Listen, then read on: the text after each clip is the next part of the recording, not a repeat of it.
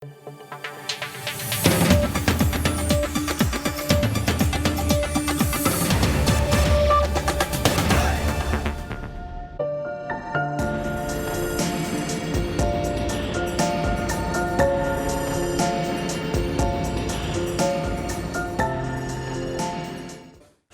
মধ্যেই শুরু হলো নতুন বছর, আসছে জাতীয় নির্বাচনও।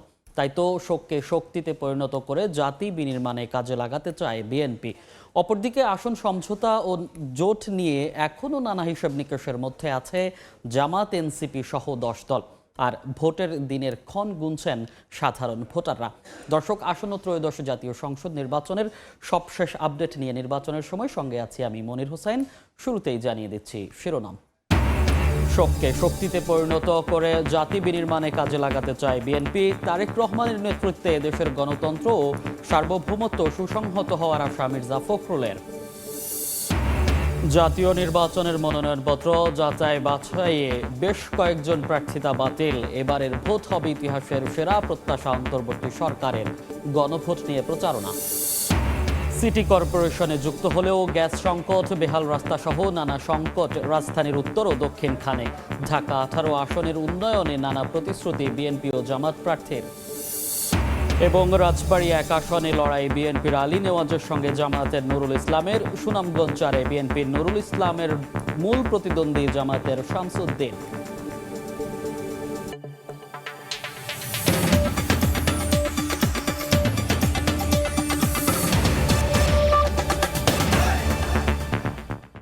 নির্বাচনের সময়ের শুরুতেই আমরা আজকের দিনের যে গুরুত্বপূর্ণ খবর, সেই গুরুত্বপূর্ণ খবরগুলো একটু দেখে নিতে চাই। এই যে নির্বাচনের যে ব্যস্ততা, সেই ব্যস্ততা কিন্তু শুরু হয়েছে, মনোনয়ন দাখিলের সময় শেষ হয়েছে। এখন মনোনয়ন যে যাচাই বাছাই চলছে, সেটি চলছে। সেই ক্ষেত্রে আজকে আমরা দেখেছি যে অন্তর্বর্তী সরকারের প্রধান উপদেষ্টার প্রেস সচিব শফিকুল আলম প্রেস ব্রিফিংয়ে তিনি যেটি বলেছেন যে ইতিহাসের সবচেয়ে সেরা নির্বাচন উপহার দেওয়ার চেষ্টা করছে এবং সবচেয়ে ভালো যে নির্বাচন সেটি তারা উপহার দিবেন বলে আশা করছেন। সেই সঙ্গে শুরুতেই বলছিলাম যে মনোনয়ন যাচাই বাছাই চলছে। সেক্ষেত্রে কয়েকটি জেলায় আমরা দেখেছি যে কয়েকজন প্রার্থীর যে যাচাই মনোনয়নপত্র সেটিও বাতিল করা হয়েছে এবং তারেক রহমানের নেতৃত্বে গণতন্ত্র সুসংহত হওয়ার আশা দেখছে বিএনপির শীর্ষ পর্যায়ের নেতারা এবং তারা যেটি বলছে যে এই রাজনৈতিক যে শূন্যতা বিএনপিতে তৈরি হয়েছে, সেই শূন্যতা আসলে খুব একটা বেশি দিন থাকবে না এবং শোক যে শুরু হচ্ছে বা দলের যেই শোক, সেই শোককে তারা শক্তিতে পরিণত করে যে আগামী যেই দেশ বিনির্মাণ, জাতি বিনির্মাণ, সেই বিনির্মাণেই কাজ করবে বলে। তো এই ছিল মোটামুটি আজকের যেই দিনের গুরুত্বপূর্ণ খবর। সেটি আমরা নির্বাচনের সময়ে বিভিন্ন আসন নিয়ে ধারাবাহিকভাবে আলোচনা করি। আজকে আমরা আলোচনা করব ঢাকার যেই বিভাগ, ঢাকার যে আসনগুলো রয়েছে সেগুলো নিয়ে আলোচনা করছিলাম। আজকে ঢাকা 18 নিয়ে একটু আলোচনা করব। ঢাকা 18 মূলত বিমানবন্দর, উত্তরা, উত্তরখান, দক্ষিণ এবং খিলক্ষেত নিয়েই গঠিত। এটি 190 নম্বর নির্বাচনী আসন। এখানকার মোট ভোটার 5,89,448 জন। এর মধ্যে পুরুষ ভোটার রয়েছে 3,02,333 জন এবং নারী ভোটার 2,87,112 জন। এই আসনে তৃতীয় লিঙ্গের ভোটার রয়েছে 3 জন। এখানকার প্রার্থীদের একটু দেখতে চাই যে এখানে আসলে লড়ছেন কারা। ধানের শীষ প্রার্থী আছেন বিএনপির হয়ে SM জাহাঙ্গীর হোসেন, তিনি লড়ছেন এবং দাড়িপাল্লার হয়ে আশরাফুল হক, তিনি জামাতের প্রার্থী হয়ে লড়ছেন এবং শাপলাকলি প্রতীক এনসিপির আরিফুল হক আদিব। এই আসনে এনসিপির হয়ে নাসিরউদ্দিন পাটোয়ারি প্রথমেই আসলে তিনি লড়ার কথা ছিল, কিন্তু শেষ মুহূর্তে এসে তিনি ঢাকা 8 আসনেই লড়ছেন, যার কারণেই হচ্ছে তিনি এখন আর এই ঢাকা 18 আসনে লড়ছেন না। তো এই যে ঢাকা 18 আসনের যেই বিষয়গুলো দেখছিলাম, এই নিয়ে আমাদের সহকর্মী শাহরিয়ার সৌমিকের একটি প্রতিবেদন আছে, আমরা প্রতিবেদনটি দেখে নিব। সেই প্রতিবেদনে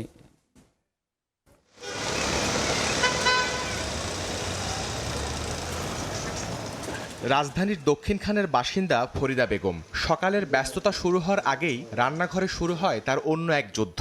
পাইপলাইনে গ্যাসের সংযোগ আছে ঠিকই, মাস শেষে বিলও দিচ্ছেন নিয়ম করে, কিন্তু চুলায় জ্বলে না আগুন। বাধ্য হয়ে বাড়তি খরচেই বেছে নিয়েছেন সিলিন্ডার। ওইখানে ছেলেনের বসায় রান্না করি, কিন্তু লাইনের কোনো গ্যাস নেই, এভাবেই চলতেছে। বাড়িলা বলে যে সবার নাই, আপনাদের নাই, আমরা কি করব, আমাদের কিছু করার নেই, কিন্তু গ্যাস তো বিল তো মাপ নাই। শুধু গ্যাস নয়, ঢাকা উত্তর সিটি কর্পোরেশনের অন্তর্ভুক্ত হলেও মৌলিক প্রায় সব নাগরিক সুবিধা থেকেই বঞ্চিত এই এলাকার মানুষ। আমরা যখন ইউনিয়ন ছিলাম যে সুযোগ সুবিধাগুলো ছিল এখন পর্যন্ত সেম ওই একই সুযোগ সুবিধা আছে। ড্রেনেজ ব্যবস্থা একেবারে বর্ষা আসলে কি যে একটা অবস্থা হয়, গ্যাস আমরা শুধু শুনি যে গ্যাসের লাইন আছে কিন্তু গ্যাস কখনো জ্বালাইতে পারি না। দিয়াবাড়ি যেগুলো মনে কোনো লোকজন থাকে না, খুব কম, জনসংখ্যা খুব কম, ওগুলো দিয়ে যায়, রিক্সা ওখানে রাখে, রুমাল শুঙ্গাই, না হলে কোনো কিছু শুঙ্গানোর পরে মনে করেন যে আমরা অজ্ঞান হয়ে যাই, তখন গাড়িটা নিয়ে চলে যাই। সামনে নির্বাচনে যদি যেই হোক নির্বাচনে জয় হয়, এর জন্য আমাদের চাঁদাগুলো বন্ধ করে দেয় আর কি। ওয়াসার কোম্পানি আমরা লাইন দিছে, ওয়াসার কোম্পানি আমগতে পানি না দিয়ে আমগতে বিল নিতেছে। ঢাকা 18 আসনটি ঢাকা উত্তর সিটির 14টি ওয়ার্ড এবং নির্দিষ্ট কিছু থানা এলাকা নিয়ে গঠিত। আসনটিতে মোট ভোটার প্রায় 6 লাখ। 2018 সালে ইউনিয়ন পরিষদ থেকে সিটি কর্পোরেশনের আওতায় আনা হয় উত্তরখান, দক্ষিণখান, তুরাগ ও খিলক্ষেত সহ বেশ কিছু এলাকা। তবে নামের পাশে সিটি যুক্ত হলেও যাপিত জীবনে পরিবর্তন আসেনি ছিটেফোঁটাও। উত্তরার একাংশের মানুষ সিটি কর্পোরেশনের পর্যাপ্ত নাগরিক সুবিধা পেলেও একেবারেই বিপরীত চিত্র এসব এলাকার বাসিন্দাদের ক্ষেত্রে। তাদের প্রত্যাশা, আসন্ন নির্বাচনে যে দলের প্রার্থী জয়ী হয়ে আসুক, দ্রুতই কার্যকর পদক্ষেপ নেবে এসব এলাকার বাসিন্দাদের হয়ে। এবার এ আসন থেকে বিএনপির প্রার্থী এস.এম. জাহাঙ্গীর হোসেন এবং জামায়াতে ইসলামের প্রার্থী আশরাফুল হক দীর্ঘদিনের সমস্যা নিরসনে ভোটারদের দিচ্ছেন নানা আশ্বাস। আমাকে যদি ইনশাল্লাহ জনগণ নির্বাচিত করে, ধানের শেষকে যদি নির্বাচিত করে, তাহলে অবশ্যই সিটি কর্পোরেশনের যোগাযোগ করে সিটি কর্পোরেশনের সেবার মানটা কীভাবে বৃদ্ধি করা যায় সেভাবে আমি চেষ্টা করব। আমাদের যে সদিচ্ছা আছে সেই সদিচ্ছার কারণে এগুলো আমরা সেবামূলক প্রতিষ্ঠানগুলোকে আরও উন্নতি করতে পারবো। মানুষের ভালোবাসায় এবং আল্লাহর রহমতে আমরা নির্বাচিত হতে পারি, তখন যথাশীঘ্র এগুলো কার্যকরী হবে ইনশাআল্লাহ ডেভেলপমেন্টগুলো, এবং ইনশাআল্লাহ 1% দুর্নীতিও হবে না। একই সঙ্গে নির্বাচনের সুষ্ঠু ও শান্তিপূর্ণ পরিবেশ বজায় রাখতে ইসির প্রতি জোরালো আহ্বান প্রার্থীদের। শাহরিয়ার শৌমিক, সময় সংবাদ, ঢাকা। ঢাকা 18 আসন নিয়ে যে প্রতিবেদন, সেই প্রতিবেদনটি দেখলাম। এই নিয়ে আরও বিস্তারিত জানতে চাই। বিস্তারিত জানাতে সেখানে আছেন আমাদের সহকর্মী ওয়ালিউল সাকিব।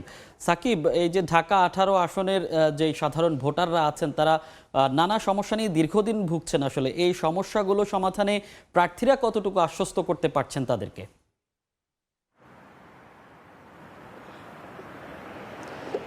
আপনি যেমনটি বলছিলেন তার আগে আমি একটু বলে রাখতে চাই যে এই ঢাকা 18 আসনটি উত্তরখান, দক্ষিণখান, তুরাগ এবং খিলক্ষেতের বেশ কিছু এলাকা নিয়ে কিন্তু এই আসনটি। তো এখানে আসলে আমরা যতটুকু জানি যে 2018 সালে ইউনিয়ন পরিষদ থেকে এটি সিটি কর্পোরেশনে আওতাভুক্ত হয়, তবে এখনও পর্যন্ত কিন্তু সেই অর্থে নাগরিক সুবিধা বঞ্চিতই রয়ে গেছে এই আসনটি। এখানে নানা ধরনের যে সংকটগুলো রয়েছে, আমরা দেখেছি যে গ্যাস সংকট রয়েছে এবং বিভিন্ন ধরনের যে সুযোগ সুবিধাগুলো কিন্তু বিশেষ করে যে সড়ক যোগাযোগ, এখানে অনেক ভাঙা খানাখন্দে ভরা সড়ক রয়েছে এখানে আমরা দেখতে পেয়েছি। এবং আমরা দেখেছি যে আসলে এখানে যে যোগাযোগের জন্য যে সুযোগ সুবিধাগুলো দরকার সেগুলোও নেই। আর বিশেষ করে যে শহরের ঠিক পাশে হলেও কিন্তু কিছু এলাকা আমরা দেখেছি গ্রামীণ প্রভাব রয়েছে এখানে। সব মিলে কিন্তু এখানকার যারা ভোটার রয়েছেন, এখানে প্রায় 6 লাখ ভোটার রয়েছে, তারা কিন্তু আসলে বিভিন্ন মিশ্র প্রতিক্রিয়া তারা আমাদেরকে জানিয়েছেন যে বিভিন্ন দলের কথাও অনেকে বলছেন। আর অনেকের ক্ষেত্রে কিন্তু আমরা দেখেছি তারা বলছেন যে আসলে এখানে দল মুখ্য বিষয় না, কোন প্রার্থী আসবেন সেটি মুখ্য বিষয় না। তারা চাচ্ছেন যেন তাদের যে নাগরিক সুবিধাগুলো সেগুলো আসলে এখানে বাড়িয়ে দেওয়া হয় এবং তাদের যে সুযোগ সুবিধা সেগুলো তারা পান। আর প্রার্থীদের কথা যদি বলি, আমি আসলে এখানে এই ঢাকা 18 আসনে কিন্তু বিএনপি প্রার্থী রয়েছেন এস.এম. জাহাঙ্গীর হোসেন এবং জামায়াতে ইসলামীর প্রার্থী রয়েছেন আশরাফুল হক, এছাড়া এনসিপির প্রার্থী রয়েছেন আরিফুল ইসলাম। তো প্রার্থীদের পক্ষ থেকে যেহেতু আমরা জানি যে এখনও প্রচারণাটা শুরু হয়নি আনুষ্ঠানিক, 22 জানুয়ারি থেকে কিন্তু প্রচারণা শুরু হবে, সেক্ষেত্রে আসলে আমরা বলতে পারি যে প্রচারণা শুরু হওয়ার পরও কিন্তু আমরা দেখতে পাবো যে নির্বাচনী আমেজ সেখানে বেশি দেখা যাবে। আর প্রার্থীরা কিন্তু মোটামুটি তারা কিন্তু সব সুযোগ সুবিধা বলছেন যে তাদের মতো করে তারা চেষ্টা করবেন যে নাগরিক সুবিধাগুলো বাড়ানোর, এবং আগের যে শাসনামল ছিল তখনকার চাইতে প্রত্যেকটি প্রার্থী বলছেন যে ভালো করার তারা চেষ্টা করবেন। তো এই ছিল আমার কাছে এখন পর্যন্ত এই খিলক্ষেত থেকে ঢাকা 18 আসনের সার্বিক পরিস্থিতি। ধন্যবাদ সাকিব আপনাকে। সহকর্মী ওয়ালিউল সাকিব জানাচ্ছিলেন ঢাকা 18 আসনের খবরাখবর। দেখছেন নির্বাচনের সময়, সঙ্গেই থাকুন।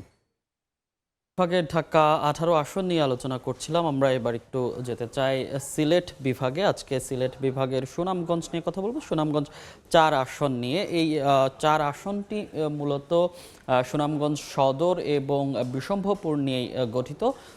এখানকার যে মোট ভোটার সংখ্যা রয়েছে 3,72,343 জন। এর মধ্যে পুরুষ ভোটার 1,89,394 জন এবং নারী ভোটার 1,82,936 জন এবং এখানে তৃতীয় লিঙ্গের ভোটার রয়েছে 13 জন। এটি জাতীয় সংসদের 227 নম্বর আসন এবং এই আসনে আসলে কারা লড়ছেন একটু যদি দেখতে চাই, বিএনপির ধানের শীষ প্রতীক নিয়ে লড়ছেন জনাব নুরুল ইসলাম নুরুল এবং ছাতা প্রতীক নিয়ে মাহফুজুর রহমান লড়ছেন এবং এখানে জামায়াতেরও প্রার্থী রয়েছে এবং এছাড়া কিছু স্বতন্ত্র প্রার্থীও আমরা দেখেছি এবং স্বতন্ত্র প্রার্থী রয়েছে। এখানকার যেই নির্বাচনের হিসাব সেটি স্বতন্ত্র এবং দলীয় যে লড়াই সেই লড়াইয়ের কিন্তু আভাস পাওয়া যাচ্ছে দেখছেন নির্বাচনের সময়। ওয়ার্ল্ড ক্লাস টেকনোলজি দ্বারা তৈরি এক্সপার্ট ওয়াটার পাম্প, পানির সমস্যায় এক্সপার্ট সমাধান। সুনামগঞ্জ 4 আসনের আরও বিস্তারিত জানবো। বিস্তারিত জানাতে সুনামগঞ্জ শহরে আছেন সহকর্মী হিমাদ্রি শেখর ভদ্র, আমরা সরাসরি তার সঙ্গে যুক্ত হব। হিমাদ্রি, এই যে সুনামগঞ্জ 4 আসন সেখানে আসলে স্বতন্ত্র প্রার্থীও দেখেছি, সেটি আসলে কতটুকু প্রভাব ফেলবে নির্বাচনে? আমি আছি সুনামগঞ্জ শহরের ট্রাফিক পয়েন্ট এলাকায়। এটি সুনামগঞ্জ শহরের মূল প্রাণকেন্দ্র। আসলে সুনামগঞ্জ 4 আসন অর্থাৎ সুনামগঞ্জ সদর এবং বিশ্বম্বরপুর উপজেলা জুড়েই এখন বইছে নির্বাচনী হাওয়া এবং প্রতি প্রার্থী এই আসনে প্রায় 9 জন প্রার্থী মনোনয়নপত্র দাখিল করেছেন। আমরা দেখেছি এখানে ধানের শীষ এবং দাঁড়িপাল্লা প্রতীকের 2 জন প্রার্থী মনোনয়ন দাখিল করেছেন, পাশাপাশি 2 জন স্বতন্ত্র প্রার্থীও মনোনয়নপত্র দাখিল করেছেন। আমরা এখানকার ভোটারদের সাথে কথা বলে জেনেছি যে এই যে হাওর এবং পাহাড় বেষ্টিত সুনামগঞ্জে 4 আসন অর্থাৎ বিশ্বম্বরপুর এবং সুনামগঞ্জ সদর একটি সমস্যা জর্জরিত এলাকা এবং এই সমস্যার সমাধান যিনি করবেন তারাই আগামীতে তারা এই এলাকার মানুষ ভোটে নির্বাচিত করবেন। আমরা কথা বলেছিলাম এখানকার বিভিন্ন শ্রেণী পেশার মানুষের সাথে, তারা জানিয়েছেন যে সুনামগঞ্জে একটি বন্যাপ্রবণ এলাকা এবং এই শহরের বন্যা নিয়ন্ত্রণ বাঁধ নেই, তাই প্রতি বছরই এখানে বন্যা এলে সুনামগঞ্জের নিম্নাঞ্চল এবং বিশ্বম্বরপুর উপজেলার নিম্নাঞ্চল প্লাবিত হয় এবং এই সমস্ত বন্যার হাত থেকে যারা তাদেরকে রক্ষা করবেন, তারা যদি রক্ষা করেন তাহলে তাদের অনেক উপকার হবে। তারা জানিয়েছেন যে সুনামগঞ্জের এই মুহূর্তে যে বাস্তবতা রয়েছে এখানে ত্রিমুখী লড়াইয়ের সম্ভাবনা রয়েছে। এখানে জামায়াতে ইসলামের প্রার্থী জনাব অ্যাডভোকেট শামসুদ্দিন এবং বিএনপির প্রার্থী অ্যাডভোকেট নুরুল ইসলাম নুরুল এবং স্বতন্ত্র প্রার্থী জওয়ান জৈনুল জাকিরিনের মধ্যে ত্রিমুখী লড়াইয়ের একটা সম্ভাবনা রয়েছে। তবে এবছর ছাত্রদল থেকে যিনি প্রার্থী হয়েছেন, যিনি জেলা বিএনপির সাবেক সাধারণ সম্পাদক নুরুল ইসলাম নুরুল এবং জামায়াতে ইসলামের প্রার্থীর মধ্যেই এই ভোটের লড়াইয়ের সম্ভাবনা রয়েছে। তো এই ছিল সুনামগঞ্জের ট্রাফিক পয়েন্ট থেকে ভোটের খবরের সবশেষ। হিমাদ্রি, আপনাকে অসংখ্য ধন্যবাদ। আমরা সরাসরি যুক্ত ছিলাম সুনামগঞ্জ 4 আসন থেকে। দেখছেন নির্বাচনের সময়, সঙ্গে থাকুন। এবং সুনামগঞ্জের 2টি আসন নিয়ে আলোচনা করছিলাম। এবার আমরা আবার একটু যেতে চাই ঢাকা বিভাগে। ঢাকা বিভাগের আজকে রাজবাড়ী 1 আসন নিয়ে একটু কথা বলতে চাই। রাজবাড়ী এই 1 আসনটি মূলত সদর এবং গোয়ালন্দ উপজেলা নিয়ে গঠিত। এখানকার মোট ভোটার 4,30,215 জন। এর মধ্যে পুরুষ ভোটার রয়েছে 2,16,149 জন এবং নারী ভোটার রয়েছে 2,14,058 জন এবং এখানে তৃতীয় লিঙ্গের ভোটার আছে 8 জন এবং এখানকার মোট ভোট কেন্দ্র সেটি 156 এবং এটি জাতীয় সংসদের 209 নম্বর আসন। এবং এখানে কারা আসলে প্রার্থী হয়েছেন সেটি যদি একটু দেখতে চাই, বিএনপির হয়ে লড়ছেন ধানের শীষ প্রতীক নিয়ে আলী নেওয়াজ মাহমুদ খোয়ম, তিনি বিএনপির জেলা সভাপতি এবং সাবেক সংসদ সদস্য তিনি ছিলেন। এবং জামায়াতের দাঁড়িপাল্লা প্রতীক নিয়ে মোহাম্মদ নুরুল ইসলাম, তিনি জেলা জামায়াতের আমিরের দায়িত্ব পালন করছেন। এবং গোলাপফুল জাকির পার্টির হয়ে মোহাম্মদ আলী বিশ্বাস এবং সেই সঙ্গে এখানে জাতীয় পার্টির প্রার্থীও দেওয়া হয়েছে। তিনি গত যে দ্বাদশ জাতীয় সংসদ নির্বাচন হয়েছিল সেখানে তিনি প্রার্থী হয়েছিলেন এবং সেখানকার সংসদ সদস্য হয়েছিলেন। তো এই বিষয়ে আসলে আমরা আরও বিস্তারিত জানবো, সেটি জানতে সরাসরি রাজবাড়ীতে যুক্ত হব। সেখানে আছেন আমাদের সহকর্মী আশিকুর রহমান, তার কাছে যাব। আশিক, এই যে রাজবাড়ী 1 আসন নিয়ে আমরা কথা বলছি, এখানকার আসলে সাবেক সংসদ সদস্য 2 জন লড়ছেন, তো সেক্ষেত্রে আসলে ভোটের সমীকরণটা কি হবে? আমরা দেখেছি গত 29শে ডিসেম্বর 4 জন প্রার্থী রিটার্নিং অফিসারের কাছে তাদের মনোনয়নপত্র দাখিল করেছেন। আলী নেওয়াজ মাহমুদ খোয়ম বিএনপি মনোনীত প্রার্থী, তিনি লড়ছেন এই আসনে ধানের শীষ প্রতীক নিয়ে তিনি লড়বেন। আলী নেওয়াজ মাহমুদ খোয়ম গত 2001 সালে 8ম জাতীয় সংসদ নির্বাচনে এই আসন থেকে সংসদ সদস্য নির্বাচিত হয়েছিলেন। এর আগে তিনি রাজবাড়ী পৌরসভার 3 বারের মেয়র ছিলেন। বর্তমানে তিনি বিএনপির জাতীয় নির্বাহী কমিটির সদস্য হিসেবে দায়িত্ব পালন করছেন। এই আসনে তার বলা চলে একটি বড় ভোট ব্যাংক রয়েছে, তার জনপ্রিয়তা অনেক বেশি রয়েছে এবং আমরা যেটি দেখছি যে তিনি ভোটারদের যে বিষয়টি বেশি আশ্বস্ত করছেন সেটি হচ্ছে যে পাংশায় পদ্মা ব্যারেজ নির্মাণ এবং দৌলতদিয়া পাটুরিয়া নৌ রুটে দ্বিতীয় পদ্মা সেতু নির্মাণ, সেই বিষয়টি নিয়ে তিনি খুব বেশি গুরুত্ব দিচ্ছেন। এছাড়া বিএনপির ভারপ্রাপ্ত চেয়ারম্যান তারেক রহমান ঘোষিত রাষ্ট্র কাঠামো বিনির্মাণের যে 31 দফা, সেই 31 দফাকেও তিনি গুরুত্ব দিয়েছেন, অর্থাৎ তিনি নির্বাচিত হলে এই 31 দফা বাস্তবায়নে তিনি কাজ করবেন, সেই বিষয়টি তিনি ভোটারদের কাছে তুলে ধরেছেন। অন্যদিকে তার বিপরীতে লড়ছেন বাংলাদেশ জামায়াতে ইসলামী মনোনীত প্রার্থী অ্যাডভোকেট নুরুল ইসলাম। তিনি রাজবাড়ী জেলা জামায়াত ইসলামীর আমির এবং কেন্দ্রীয় জামায়াতের ইসলামী শুরা সদস্য হিসেবে দায়িত্ব পালন করছেন। তারও নির্বাচনের অভিজ্ঞতা রয়েছে, অর্থাৎ 1991 সালে তিনি জামায়াত ইসলাম মনোনীত প্রার্থী হিসেবে এই আসনে নির্বাচন করেছেন। পরবর্তীতে 1992 সালে তিনি এই আসনে নির্বাচন করেছেন উপনির্বাচনে। তো এদিক থেকে তিনিও ভোটারদের কাছে তার যে ইসলামী শাসন ব্যবস্থা অনুযায়ী তিনি কাজ করবেন সেই বিষয়টি তিনি তুলে ধরেছেন। এই আসনে মোট ভোটার সংখ্যা 4,30,215 জন, এর মধ্যে পুরুষ ভোটার সংখ্যা 2,16,149 জন এবং নারী ভোটার সংখ্যা 2,14,058 জন। তো বলা চলে যে পুরুষের পাশাপাশি নারী ভোটারেরও এই আসনে একটি বড় প্রভাব রয়েছে। তো দেখার বিষয় যে আগামী নির্বাচনে ভোটাররা তাদের কাঙ্ক্ষিত ভোট কিভাবে দেন এবং তারা প্রত্যাশা করছেন যে তারা ভালোভাবেই তাদের ভোট দিতে পারবেন। তো এই ছিল আমার কাছে রাজবাড়ী 1 আসন থেকে সর্বশেষ। ধন্যবাদ আশিক আপনাকে। আমরা সরাসরি যুক্ত ছিলাম রাজবাড়ী 1 আসন থেকে। দেখছেন নির্বাচনের সময়, সঙ্গেই থাকুন। দেখছেন নির্বাচনের সময়। এবারে ইতিহাসের সেরা ভোট হবে বলে প্রত্যাশা ব্যক্ত করেছে অন্তর্বর্তী সরকার। বিকেলে এক ব্রিফিংয়ে প্রেস সচিব শফিকুল আলম জানান, গণভোট নিয়ে উৎসাহী করতেও প্রচারণা চালাচ্ছে সরকার। আমরা আশা করি ফেব্রুয়ারির 12 তারিখে দেশ একটি ফ্রি, ফেয়ার, পিসফুল এবং ফেস্টিভ ইলেকশন পাবে এবং আমরা মানে একটা রেকর্ড টার্ন আউট দেখব। আমরা মনে করি বাংলাদেশের ভোটাররা যথেষ্ট অ্যাওয়ার আছে গণভোটের বিষয়ে, তারা জানেন। দেখছেন নির্বাচনের সময়। হাড় কাঁপানো শীতেও রংপুরের নির্বাচনী হাওয়ায় নেই উত্তাপের কোনো ঘাটতি। হাট বাজার কিংবা চায়ের আড্ডায় ঘুরে ফিরে আসছে একটাই প্রসঙ্গ, জাতীয় সংসদ নির্বাচন। কে হচ্ছেন প্রার্থী, কে কতটা প্রতিশ্রুতি রাখবেন, ভবিষ্যতে এলাকার উন্নয়নে কার কেমন ভূমিকা হবে, এসব নিয়েই চলছে চুলছেরা বিশ্লেষণ। চাওয়া পাওয়ায় উঠে আসে এলাকার রাস্তাঘাট, শিক্ষা, স্বাস্থ্যসেবা, কর্মসংস্থান থেকে শুরু করে নিত্যদিনের হিসাবও। রংপুর 4 আসনের ভোটারদের সেই প্রত্যাশা, ভাবনার, মতামতের বিস্তারিত জানাচ্ছেন সহকর্মী নাজমুল ইসলাম নিশাত। রয়েছি রংপুর 4 আসনের নবীগঞ্জ বাজারের জমজমাট একটি চায়ের আড্ডায়।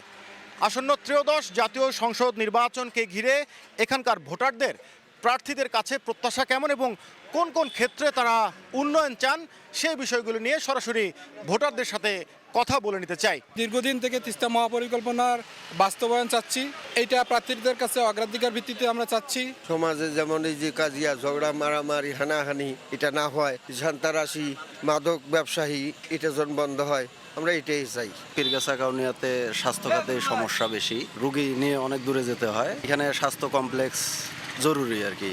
তারপরে কর্মসংস্থানের অভাব আছে যুবকদের জন্য, তারপরে শিক্ষা খাতেও অনেক পিছিয়ে আছি। দুর্নীতি যদি না থাকে তাহলে অনেক কাজ উন্নত হবে। এই ছিল নির্বাচনের সময়। এরপর রাতের সময় নিয়ে সঙ্গে থাকবেন সহকর্মী গোলাম রাব্বি। সঙ্গেই থাকুন সময়।